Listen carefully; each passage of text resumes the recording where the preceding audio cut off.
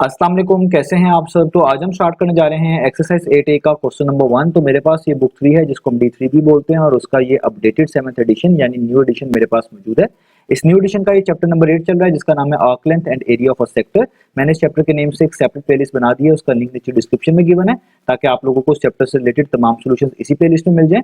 इसके अलावा आपको डिस्क्रिप्शन में मेरे सोशल अकाउंट्स के लिंक यानी मेरे फेसबुक प्रोफाइल और इंस्टाग्राम प्रोफाइल का लिंक भी मिल जाएगा। आप इन्हीं अकाउंट्स के थ्रू अपने क्वेश्चंस को, सजेशंस को मुझ तक भी पहुंचा सकते हैं। तो आइए स्टार्ट करते हैं क्वेश्चन नंबर 1 को। तो अब आपको सामने स्क्रीन पर क्वेश्चन नंबर 1 की जो स्टेटमेंट है वो भी लिखी हुई नजर आ रही है और ए से लेके सी तक 3 डिफरेंट पार्ट्स जो है वो भी मेंशन नजर आ रहे हैं। तो स्टेटमेंट को रीड करें तो यहाँ पे लिखा हुआ है find the diameters of the circles given the following areas. तो आपको कहा जा रहा है कि आपने उन सर्कल के डायमीटर्स को फाइंड आउट करके दिखाना है जिनके एरियाज नीचे आपको गिवन है, जिनके एरियाज आपको नीचे बता दिए गए हैं। तो आप देखें ए में, बी में और सी पार्ट में, इन तीनों पार्ट में ये आपको 3 डिफरेंट सर्कल के 3 डिफरेंट एरियाज बताए गए हैं। तो आपने इन्हीं एरियाज की वैल्यू की मदद से जिन सर्कल के ये एरियाज हैं उनके डायमीटर को फाइंड आउट करके दिखाना है। यही क्वेश्चन में हमसे पूछा गया। तो इस क्वेश्चन को स्टार्ट करने से पहले सबसे इंपॉर्टेंट चीज जो ये है वो ये है कि आप समझें कि डायमीटर बोलते किसको है।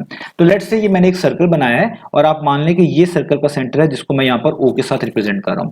तो अगर मैं एक ऐसी लाइन ड्रॉ करूं, एक ऐसी लाइन सेगमेंट ड्रॉ करूं जो इस सर्कल के सेंटर में से गुजरे, याद रखिएगा सर्कल के सेंटर में से गुजरना लाजमी है। तो ऐसी लाइन जो सर्कल के सेंटर में से गुजरे और सर्कल के 2 इक्वल हाफ्स कर दे, यानी एक हाफ देखें इसका ऊपर हो गया और एक हाफ इसका नीचे हो गया, या आप इसको यूं भी समझने के लिए कह सकते हैं 2 इक्वल पार्ट्स कर दे।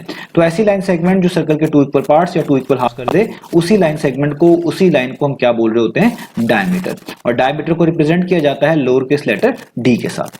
अब डायमीटर का रिलेशन होता है रेडियस के साथ, तो आपको रेडियस भी पता होना चाहिए, तभी आपको डायमीटर और रेडियस को कनेक्ट करना भी आएगा और एक की मदद से दूसरी चीज को फाइंड आउट करना भी आएगा। तो रेडियस क्या होता है? रेडियस होता है कि अगर आप सर्कल के सेंटर से लेके फॉर एग्जांपल इसके राइट साइड तक जाएं और तब तक मूव करते जाएं जब तक कि आप सर्कल की बाउंड्री तक ना पहुंच जाएं। तो सर्कल के सेंटर से लेकर जो बाउंड्री तक का डिस्टेंस होता है या बाउंड्री तक की जो लेंथ होती है, इसी को हम रेडियस बोलते हैं।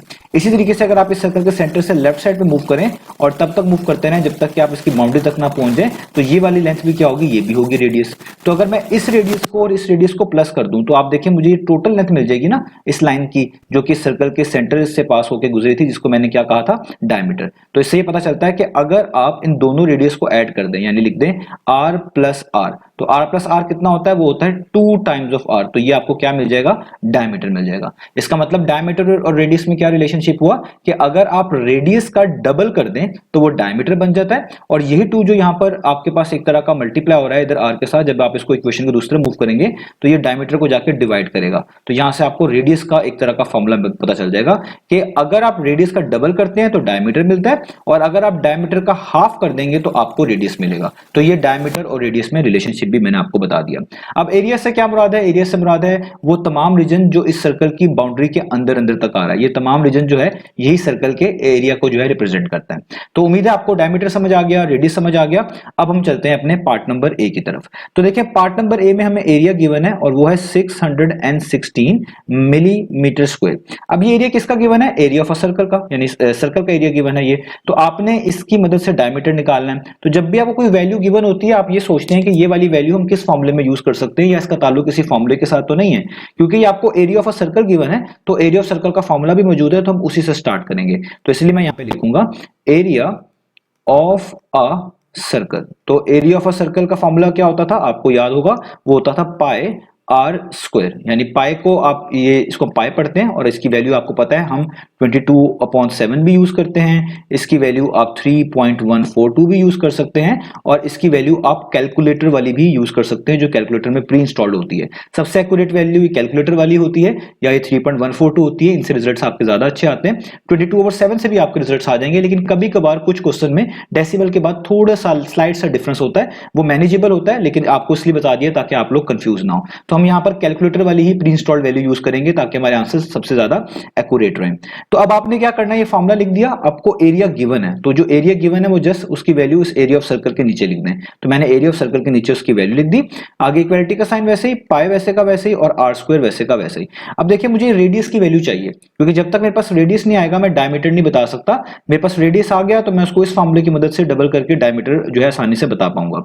तो ये मैं क्या करूंगा कि देखिए यहाँ पे जो पाई आर स्क्वायर के साथ मल्टीप्लाई हो रहा है, इस पाई को मैं इक्वेशन के दूसरी तरफ मूव कर दूंगा, तो यहाँ पर ये पाई मल्टीप्लाई हो रहा था, दूसरी तरफ जाके 616 को डिवाइड करवाएगा, यानी उसके नीचे लिखा जाएगा, और यहाँ पे जस्ट बच जाएगा आर स्क्वायर। अब आपको क्योंकि रेडियस की वैल्यू चाहिए तो उस पर पावर 2 नहीं चाहिए, तो जब भी पावर 2 को रिमूव करना हो हमेशा दोनों साइड पर स्क्वायर रूट लिया जाता है, तो मैं यहाँ पर भी स्क्वायर रूट अप्लाई कर दूंगा और यहाँ पर भी स्क्वायर रूट अप्लाई कर दूंगा। इससे ये स्क्वायर रूट से क्या हो जाएगा, कैंसिल, तो यहाँ पे बचेगा जस्ट रेडियस। अब इस वैल्यू के लिए आपको कैलकुलेटर की जरूरत पड़ेगी। वैसे मैं स्क्वायर रूट्स को सॉल्व करना D3 के जो आप कह लें स्टार्टिंग एक्सरसाइज थी उसमें बता चुका हूं, लेकिन यहाँ पर आपको कैलकुलेटर की नीड होगी।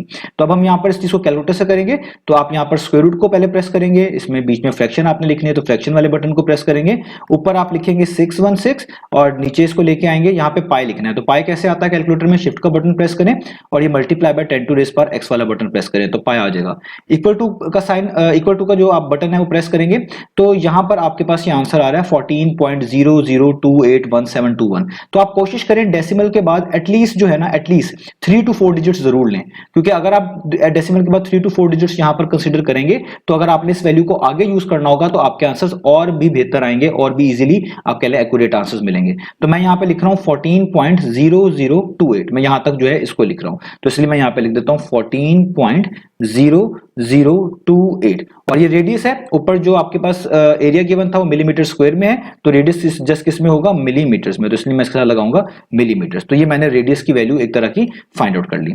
अब जब मेरे पास रेडियस आ गया तो मुझे डायमीटर निकालने में कोई भी मुश्किल नहीं है, क्योंकि मैं जानता हूं डायमीटर और रेडियस में क्या रिलेशनशिप होता है कि अगर आप रेडियस का 2 टाइम्स कर दें तो आपको डायमीटर मिल जाता है। तो मैं यहाँ पे जस्ट 2 लिखूंगा और इसी वैल्यू को यहाँ पे लिखूंगा जो कि 14.0028, ठीक है। और जस्ट इनको मैं अब क्या कर दूंगा, मल्टीप्लाई कर दूंगा, क्योंकि ये मल्टीप्लाई हो रहे हैं, तो मैं यहाँ पे लिखता हूं 2 मल्टीप्लाई बाय 14.0028। तो देखिए मेरे पास क्या आंसर आता है, मेरे पास ये फ्रैक्शन है, ये SD वाला बटन प्रेस करेंगे तो ये डेसिमल में चला जाएगा, तो ये आ गया 28.0056। तो मैं यहाँ पे पहले लिख दूं इस पूरे को 28.0056 और ये भी मिलीमीटर में होगा, यहाँ पे मैं लिखूंगा मिलीमीटर में।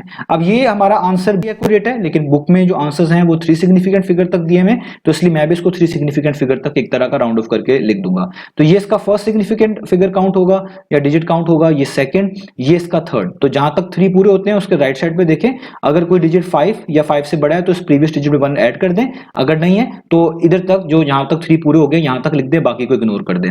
ये चीजें मैं सारी D1 में भी समझा चुका हूं आपको सिग्निफिकेंट फिगर के हवाले से, और D3 की भी एक्सरसाइज के अंदर मैंने आपको समझाया स्टार्टिंग चैप्टर में। तो यहाँ पे आप जस्ट लिख देंगे 28.0, यहां तक 3 सिग्निफिकेंट फिगर हमारे पूरे होते थे, तो यही हमारा इसका आंसर हो जाएगा। और आप इसके आगे मेंशन करेंगे कि ये वाला आंसर आपने 3 सिग्निफिकेंट फिगर तक करके जो है ना लिखा है, तो ये हमारे पास डायमीटर की वैल्यू आ गई, यही हमने फाइंड आउट करनी थी। तो अब हमारा ए पार्ट फिनिश हो चुका है, तो बी पार्ट को स्टार्ट करते हैं। तो बी पार्ट में आप देखें जो हमें एरिया ऑफ अ सर्कल बताया गया है वो मिक्स फ्रैक्शन की फॉर्म में बताया गया है, तो इसको यहाँ पर नोट डाउन कर लेते हैं, 779 होल एंड 5/8 और आगे ये यूनिट क्या है वो है मीटर स्क्वायर। तो ये आपको एरिया ऑफ सर्कल गिवन है। तो अगेन ए पार्ट की तरह ही करेंगे, पहले हम एरिया ऑफ सर्कल का फॉर्मूला लिखेंगे, तो यहाँ पे मैं लिखूंगा एरिया ऑफ अ सर्कल, और एरिया ऑफ सर्कल का फॉर्मूला अब आपको याद हो गया होगा, वो होता है पाई आर स्क्वायर। तो एरिया ऑफ अ सर्कल की जगह पर उसकी वैल्यू पुट कर देंगे जो कि मिक्स फ्रैक्शन में गिवन है 779 होल एंड 5/8। आगे इक्वलिटी का साइन वैसे ही, पाई वैसे ही और आर स्क्वायर भी वैसे का वैसे ही। अब मैं इस मिक्स फ्रैक्शन को थोड़ा बेहतर बना दूंगा, इसको कॉमन फ्रैक्शन में कन्वर्ट करूंगा। आपको मिक्स फ्रैक्शन से कॉमन फ्रैक्शन बनाना, सिंपल फ्रैक्शन बनाना आती है, आपको पता है इस डिनोमिनेटर को और इस होल पार्ट वाले नंबर को आप हमेशा मल्टीप्लाई करते हैं, यानी सबसे पहले आपने 779 को और 8 को क्या करना है, मल्टीप्लाई करना है। तो जब आप 779 को 8 के साथ मल्टीप्लाई करेंगे तो आपके पास आंसर आएगा 6232, और जो आंसर आता है आप इसमें यहाँ पे जो न्यूमरेटर में लिखा हुआ नंबर होता है इसको ऐड करवा देते हैं, तो आंसर आया 6232 और इसमें आपको 5 क्या करवा देना है, ऐड करवा देना है, तो ये हो जाएगा 6237। तो इसका मतलब आप यहां पर न्यूमरेटर में लिखेंगे 6237 और डिनोमिनेटर में तो वही चीज रहती है जो लिखी होती है, वो है 8, इक्वलिटी का साइन, पाई वैसे का वैसे ही और रेडियस का स्क्वायर वैसे का वैसे ही। अब आगे चलते हैं। अब हमें क्योंकि रेडियस की वैल्यू निकालनी है तो ये जो आर स्क्वायर के साथ यहाँ पर पाई लिखा हुआ है मैं इसको यहाँ से हटाना होगा। पाई यहाँ पर मल्टीप्लाई हो रहा है, जब हम इसको इक्वेशन के दूसरी तरफ मूव करेंगे तो इस पूरी चीज को वो डिवाइड करेगा, तो आप इसको इस तरह लिखेंगे 6237 डिवाइडेड बाय 8 और ये पूरी की पूरी फ्रैक्शन डिवाइड होगी किससे, इस पाई से जिसको हम यहाँ पर लेकर आए हैं, और यहाँ पे जस्ट बच जाएगा रेडियस का स्क्वायर। अब आपको पिछले पार्ट में बता चुका हूं, हमें रेडियस की वैल्यू चाहिए तो हमें इसके ऊपर पार्ट 2 नहीं चाहिए, तो इस पार्ट 2 को हटाने के लिए हमेशा हम स्क्वायर रूट अप्लाई करते हैं। तो आप यहाँ पे भी स्क्वायर रूट अप्लाई कर देंगे और आप यहाँ पर भी स्क्वायर रूट अप्लाई कर देंगे, तो स्क्वायर रूट से हमेशा कैंसिल आउट हो जाता है, तो यहाँ पे जस्ट बच जाएगा रेडियस। और ये जो आपके पास स्क्वायर रूट है यहाँ पर, इसको हम कैलकुलेटर से सॉल्व कर लेंगे। आप स्क्वायर रूट डालेंगे, एक बार फ्रैक्शन, फिर दोबारा फ्रैक्शन का आप बटन दबाएंगे ताकि पहले ये वाली फ्रैक्शन लिख लें जो कि 6 2 3 7, और नीचे इसके 8 है तो 8 लिख लें। इस तरह ही मैं इसको नीचे लेके आऊंगा, और यहाँ पर पाई लिखना है तो शिफ्ट और multiply by 10 to the power x का बटन दबाएंगे तो पाई आ जाएगा। इक्वल टू का आप बटन प्रेस करें तो आता है 15.75316936। तो मैं डेसिमल के बाद एटलीस्ट 4 डिजिट्स जरूर ले रहा हूं ताकि मुझे आंसर्स को एंड पे सिग्निफिकेंट फिगर्स के तौर पे राउंड ऑफ करना में आसानी हो। तो मैं इसको लिखूंगा 15.7531, तो मैं यहाँ पे लिखूंगा 15.7531, और ऊपर जो आपको एरिया गिवन था वो मीटर स्क्वायर में था, तो ये फिर मीटर्स में होना चाहिए, तो इसलिए मैं इसको यहाँ पे लिखूंगा मीटर्स में। तो ये मेरे पास एक तरह का आ गया रेडियस। अब रेडियस से हम आगे डायमीटर बना सकते हैं। आपको पता है डायमीटर और रेडियस में क्या रिलेशनशिप होता है, डायमीटर हमेशा रेडियस का जो होता है डबल होता है। रेडियस को 2 टाइम्स कर लें तो डायमीटर बनता है, तो आप 2 यहाँ पर वैसे लिखें और इसी रेडियस वाली वैल्यू को आप यहाँ पे लिखें 15.7531।